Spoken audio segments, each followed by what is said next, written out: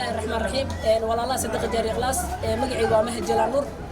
maanta waa maalintii 16aad ee bisha barakeysan Ramadaan oo furneyno ilaa 125 qof maanta sadaqada waxa noo soo dhiibtay arkaysaan maama joogta Jarmalka waa maamooyin kumid oo dadka danta yar inay caawiyaan maamooyinkaas waxa wakiilka maamuliin ma sha Allah sida wanaagsan sadaqada u soo baxsanaysaan ilaahay idinka ajrsiyo badal khayr ilaahay idin siiyo insha Allah wana ma sintiin sida wanaagsan sadaqada u soo baxsanaysaan